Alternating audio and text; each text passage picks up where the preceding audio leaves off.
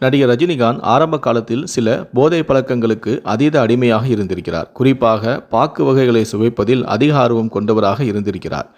இதன் காரணமாக அவருடைய மனைவியான லதா ரஜினிகாந்துக்கும் இடையே அடிக்கடி பிரச்சனை ஏற்பட்டு வந்திருக்கிறது. இதனால் ஒரு கட்டத்தில் மனம் வெறுத்து போன நடிகர் ரஜினிகாந்த் தன்னுடைய மனைவியை விவாகரத்து செய்வதற்கான முடிவை செய்து விவாகரத்துக்கான நோட்டீஸையும் அனுப்பியிருக்கிறார். ஆனால் அந்த நேரத்தில் ரஜினிகாந்தை அழைத்த இயக்குனர் சிகரமான கே. பாலச்சந்தர் அவர்கள் ரஜினிகாந்துக்கு ஒரு அட்வைஸ் கொடுத்திருக்கிறார்.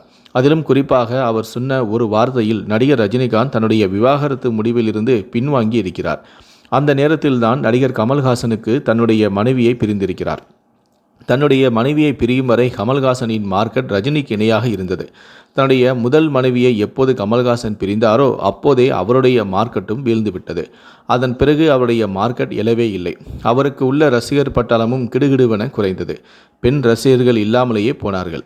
ஆனால் தற்போது நீதான் சினிமாவில் நம்பர் 1 ஸ்டாராக இருக்கிறார், சூப்பர் ஸ்டாராகவும் இருக்கிறார். இந்த நேரத்தில் உன் மனைவியை நீ விவாகரத்து செய்தால் உன்னுடைய இடத்தை பிடிப்பதற்கு வரிசையில் நிறைய பேர் இருக்கிறார்கள். அது மட்டுமல்லாமல் உனக்கு 2 பெண் குழந்தைகளும் இருக்கிறதே, அவர்களுடைய நிலைமையை நீ யோசித்து பார்க்க வேண்டும். கமல்ஹாசனின் 2 பெண் குழந்தைகள் என்ன ஆகப் போகிறார்கள் என்று எனக்கு தெரியவில்லை. அதே நிலைமை உன்னுடைய பெண் குழந்தைகளுக்கும் வேண்டுமா என்று ரஜினிகாந்திடம் கேட்டிருக்கிறார். உடனே தன்னுடைய விவாகரத்து முடிவை பின்வாங்கி தன்னுடைய மனைவிக்கு கொடுத்த விவாகரத்து நோட்டீஸை வாபஸ் பெற்று இருக்கிறார் ரஜினிகாந்த். இந்த தகவலை பிரபல பத்திரிகையாளரான பைல்வான் ரங்கநாதன் சமீபத்தில் பேட்டி ஒன்றில் பகிர்ந்திருக்கிறார்.